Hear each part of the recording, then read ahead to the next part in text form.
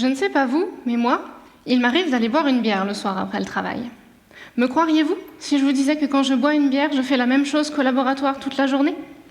En fait, la bière est composée de champignons microscopiques, qu'on appelle levures. Celles-ci sont inoffensives pour l'homme. Mais il existe aussi des levures pathogènes, donc néfastes pour l'homme. Ce sont celles que je manipule au laboratoire.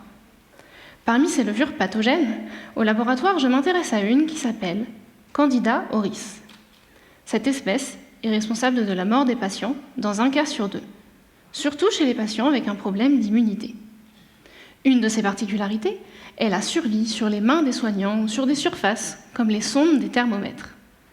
Mais comment est-ce possible? En fait, cette levure est capable de former ce qu'on appelle un biofilm. C'est un peu comme si elle hibernait. Au lieu de résister au froid, elle résiste aux désinfectants habituellement utilisés. On ne sait pas comment empêcher cela, car ce phénomène est encore méconnu.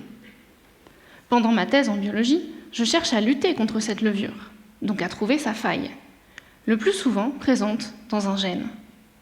Un gène est un endroit dans l'ADN responsable d'une ou plusieurs fonctions, souvent inconnues.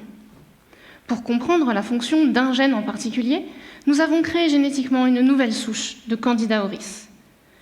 Dans celle-ci, le gène que l'on étudie est plus présent que la normale.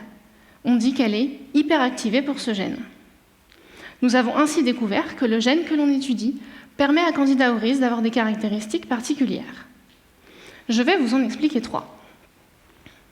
Premièrement, une capacité à survivre plus longtemps dans son environnement, en s'y accrochant très fort, comme un coquillage s'agrippe à son rocher.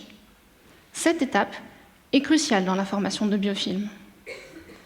Deuxièmement, au lieu de pousser sous forme ronde, ce gène fait que la levure pousse sous forme allongée.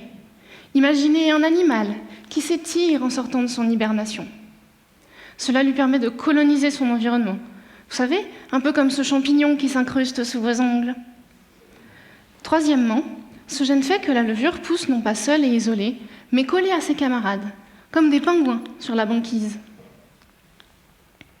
Nous en avons donc conclu que c'était ce gène qui permettait à Candida auris d'avoir ces caractéristiques particulières, responsables en partie de la mortalité de cette levure. Tous ces éléments sont très importants dans le comportement des levures pathogènes entre elles et avec le corps humain quand elles viennent infecter l'humain. Ceci nous donne donc des pistes pour lutter contre Candida auris pendant la suite de ma thèse.